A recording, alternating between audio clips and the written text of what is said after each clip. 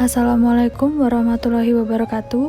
Kami dari kelompok 5 yang beranggotakan Aliza Putri Ramadhani, Alvina Damayanti, Halimatus Zahra, Jessica Halim, dan Selvia Tamba akan mempresentasikan hasil kerja kelompok kami dengan materi Sistem Perjanjian dan Tantangan Perpajakan Internasional. Pokok pembahasan materi hari ini yang pertama, perumusan perjanjian bilateral perpajakan pasca Perang Dunia, yang kedua, peranan organisasi internasional, yang ketiga, interaksi ekuitas nasional dan internasional, yang keempat, krisis internasional atas legitimasi pajak, dan yang kelima, mini case study. Pertama, ada perumusan perjanjian bilateral perpajakan pasca Perang Dunia. Titik balik dalam perkembangan pengaturan pajak internasional adalah negosiasi yang berhasil dari perjanjian AS-Inggris pada tahun 1944 sampai 1945. Kesepakatan dicapai oleh dua negara kuat ini, masing-masing dengan jaringan hubungan internasional sendiri adalah kunci untuk mengembangkan sistem perjanjian pajak pasca perang. Yang pertama, negosiasi perjanjian AS-Inggris pada tahun 1944. Kamar Dagang Inggris di Paris yang bertempat tinggal sementara di London menulis kepada Anthony Eden menunjukkan bahwa dimulainya kembali perdagangan Inggris dengan Prancis pasca perang akan memerlukan perjanjian pajak karena pajak berganda telah menjadi masalah serius sebelum perang. Pada saat yang sama, perusahaan Inggris yang beroperasi di AS juga menulis kepada Kementerian Luar Negeri. Tekanan terus-menerus yang dibuat pada tahun 1930-an menunjukkan bahwa tidak adanya perjanjian AS-Inggris telah menyebabkan pengurangan laba yang disetorkan oleh anak perusahaan milik AS di Inggris, sementara pesaing Amerika mereka diuntungkan dari kredit pajak asing. Departemen Keuangan dan Pendapatan dalam negeri Inggris mendorong atau merundingkan perjanjian antara dependensi atau bekas dependensi Inggris dan sedapat mungkin diperluas ke perjanjian dependensi yang dibuat dengan negara lain. Selanjutnya, perpajakan minyak internasional. Sebagai ganti royalti per barel, pengaturan baru menyediakan campuran pajak royalti dan laba berdasarkan harga yang dipasang. Harga yang dipasang adalah harga transfer minyak mentah dari perusahaan produksi ke penyuling hilir. Karena sebagian besar minyak internasional dikendalikan oleh perusahaan minyak yang terintegrasi secara vertikal. Harga yang dipasang sebagian besar merupakan harga nasional. Selanjutnya, investasi internasional dan ekuitas pajak. Pada saat yang sama, negara asal dapat mempertahankan tingkat pajak yang sama terhadap semua penduduknya, baik investasi dilakukan maupun keuntungan datang dari dalam atau luar negeri.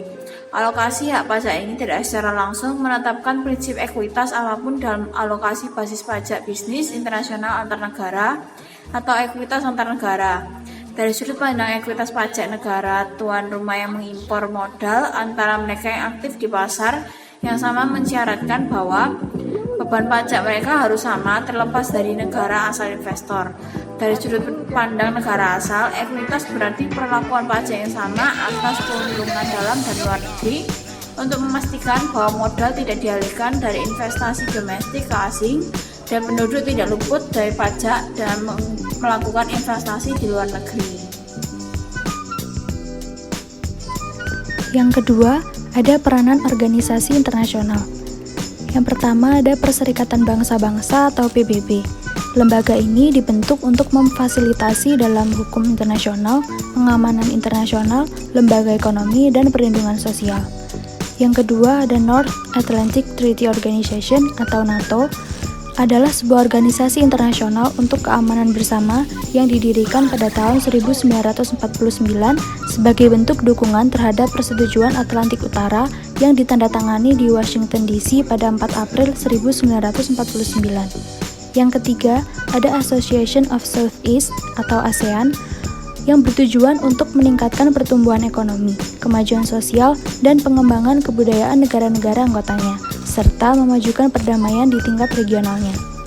Yang terakhir ada Organisasi Konferensi Islam atau OKI.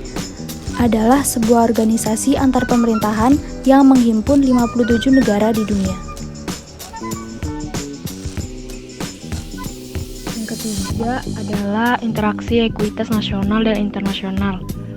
Biaya dari ekuitas dalam sebuah negara merefleksikan biaya oportunitas yaitu apa yang bisa dihasilkan pemegang-pemegang saham dari investasi yang memiliki resiko yang setara seandainya ekuitas didistribusikan kepada mereka. Perencanaan pajak dapat berpengaruh terhadap ekuitas perusahaan.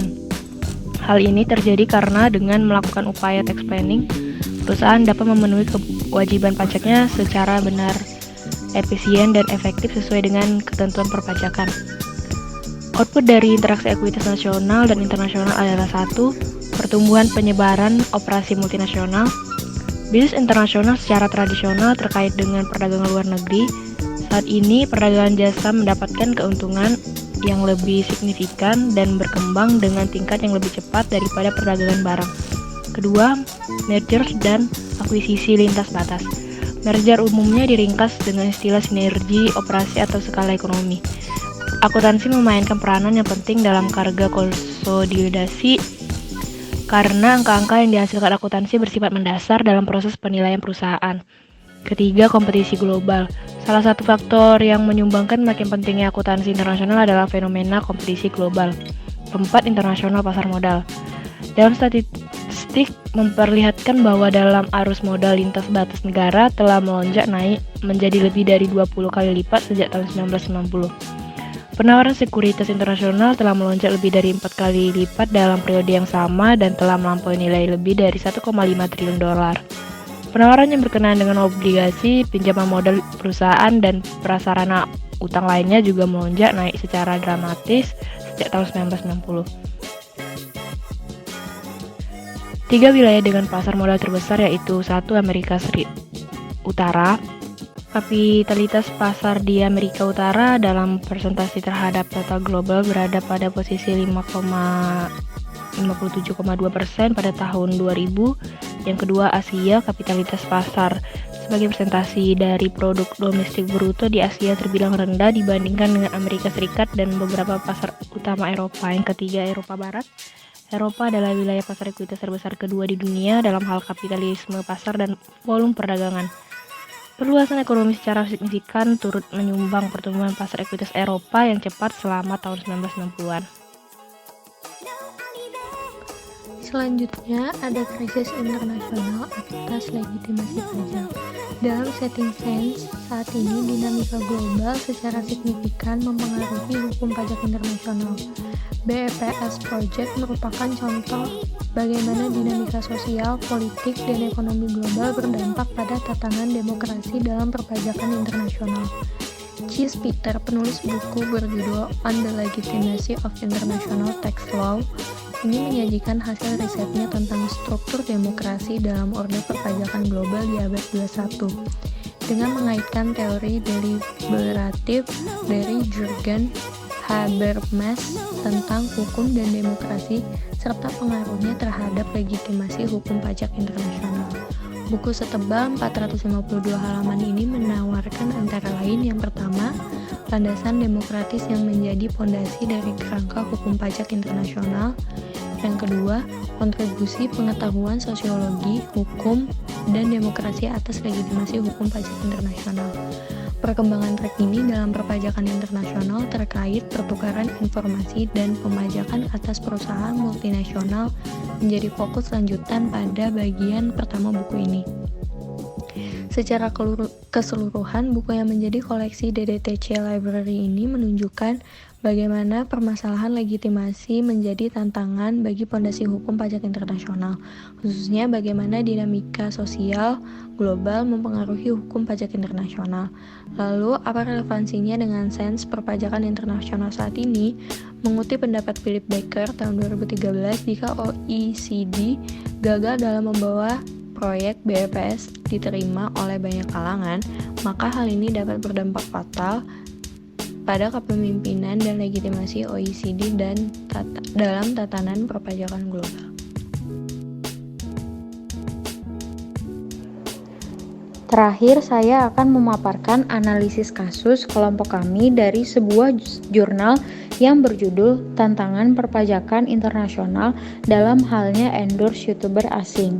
Melejitnya YouTuber tentu saja menjadi perhatian khusus terutama bagi pelaku usaha maupun perusahaan besar yang menilai bahwa YouTube adalah salah satu situs yang tepat untuk mempromosikan produknya lewat YouTuber yang sedang populer.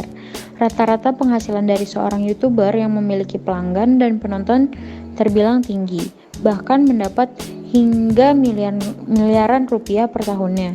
Secara tidak langsung, YouTuber adalah penyedia jasa yang dapat dimanfaatkan untuk memasarkan produk di media sosial sehingga mendapatkan penghasilan atau bayaran dari pelaku usaha maupun perusahaan besar berupa endorse. Namun, bila kegiatan mengendorse YouTuber asing yang berkedudukan di negaranya hanya memberikan produk saja tanpa memberikan imbalan jasa, maka tidak dikenakan pajak penghasilan. Menurut kelompok kami, hal ini sangat disayangkan. Sumbangan pajak dalam anggaran pendapatan dan belanja negara dinilai semakin signifikan dan diperhitungkan karena merupakan sumber pembiayaan belanja negara dan belanja pembangunan berasal dari penerimaan sektor pajak. Kontribusi pajak menjadi tulang punggung sumber pembiayaan nasional demi menyukseskan program pembangunan nasional secara berangsur-angsur meningkatkan kesejahteraan bangsa dan pertumbuhan ekonomi. Apabila dengan penghasilan YouTuber asing yang berasal dari endorse perusahaan di Indonesia bisa dipajaki, tentunya akan menambahkan pemasukan negara dari pajak. Hal ini menjadi tantangan bagi pemerintah untuk menetapkan hukum yang pasti agar setiap pihak yang terlibat bisa tetap mendapatkan keuntungan.